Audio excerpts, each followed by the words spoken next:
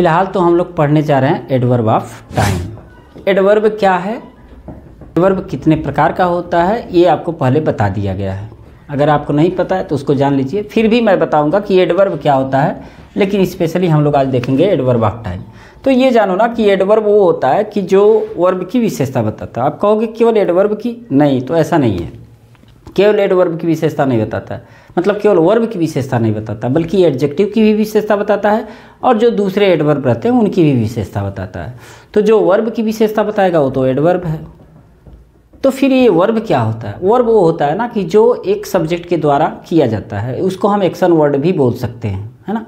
तो जो action word होता है, और ऐसे भी स्टेटिव वर्ब जो होगा, यानी कि नॉन एक्शन वर्ब जो होगा, उसकी भी विशेषता बताएगा तो एडवर्ब होगा। हो सकता है कि बात समझ में ना आए, लेकिन आने लगेगी। कैसे आएगा? तो सबसे पहले एडवर्ब हम जान लेते हैं कि एडवर्ब क्या होता है। तो इसका डेफिनेशन अगर आप लिखना चाहोगे तो लिख सकते हो, an adverb qualifies verb adjective are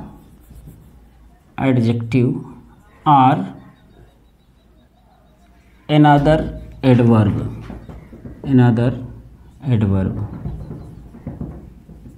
ठीक है, यानी कि एडवर्ब वो होता है ना कि जो वर्ब को क्वालिफाई करता है, एडजेक्टिव को क्वालिफाई करता है, या अनदर एडवर्ब को क्वालिफाई करता है। अब ऐसे भी मतलब किसी एक वर्ब को क्वालिफाई करता है, किसी एक एडजेक्टिव को क्वालिफाई करता है ना। तो अब जैसे देखो कैसे क्वालिफाई करता है। तो सबसे पहले आप वर्ब जानो। वर्ब का मतलब ये है कि जैसे हमने कहा कि राम गोज, राम जाता है, तो आप कहोगे कि राम एक कार्य कर रहा है, कौन सा? जाने का। तो जो कार्य किया जाता है ना वही वर्ब होता है। अब जो ये वर्ब है वो जाता है, राम जाता है, तो आप कहोगे कैसे जाता है? तेज़ी से जाता है, जोर से। तो एडवर्ब ऑफ मैनर हो गया। राम जाता है तो कहाँ जाता है? आप कहोगे वहाँ जाता है, तो स्थान दिखा रहे हैं ना, तो एडवर्ब ऑफ प्लेस हो जाएगा। और अगर कहो कि तुरंत जाता है या अभी अभी जाता है, तो वो एडवर्ब ऑफ टाइम हो जाएगा। अगर मैंने लिख दिया राम गोज देयर, तो ये हो गया एडवर्ब ऑफ प्लेस। अब हमने कह दिया राम हैज़ कम, राम आया है, जस्ट नाउ अभी अभी, जस्ट नाउ अभी अभी। तो ये जो जस्ट नाउ है ना, ये है एडवर्ब ऑफ टाइम, क्योंकि अभी अभी बता रहा है, चाहे जितना भी बचा हो, टाइम है ना, चाहे अभी अभी आया है, तो एडवर्ब ऑफ टाइम। अब एडवर्ब ऑफ टाइम होते कौन कौन हैं? जैसे एडवर्ब ऑफ टाइम, जैसे उसे मैंने देखा, तो आई सा हिम, मैंने उसे देखा। कहाँ देखा? तो आपने कहा इन ए गार्डन, मैंने एक बागीचे में देखा। तो गार्डन क्या है? एक प्लेस है ना। अब इस प्लेस को हटा दो, यहाँ पर आप लगा दो कि देयर, मैंने वहाँ देखा, तो ये एडवर्ब ऑफ प्लेस हो गया। और अगर इसी को लिखते हो आई सा हिम एट 4 o'clock, उसे मैंने 4 बजे देखा, तो ये टाइम है ना। अगर इसी को कह दो कि मैंने उसे कल देखा, स्टरडे, तो स्टरडे टाइम की जगह आ गया ना। तो जब टाइम की जगह आ गया तो एडवर्ब ऑफ टाइम हो गया। अब एडवर्ब ऑफ टाइम में कौन कौन आते हैं? जैसे मान लो एक हो जाएगा स्टरडे, एडवर्ब ऑफ टाइम है। टुमारो एडवर्ब ऑफ टाइम है। टुडे एडवर्ब ऑफ टाइम है। Last day adverb of time है। Last week adverb of time है। Last month adverb of time है।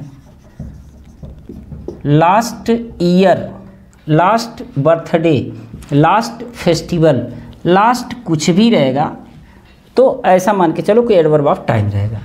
इसी को आप नेक्स्ट भी कर सकते हो, next day, next week, next month, next year, ये एडवर्ब ऑफ टाइम रहेगा। इसके अलावा जैसे लेट, वह आया तो देर आया, लेटली आया हाल ही में आया, आया अभी अभी आया, आया जस्ट नाउ तुरंत आया, डेली प्रतिदिन आता है, every day, every night, every month, every year, already, early, soon, at present, at present, presently,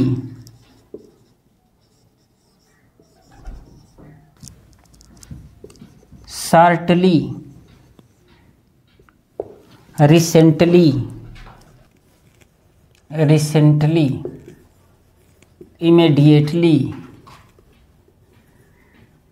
immediately, instantly,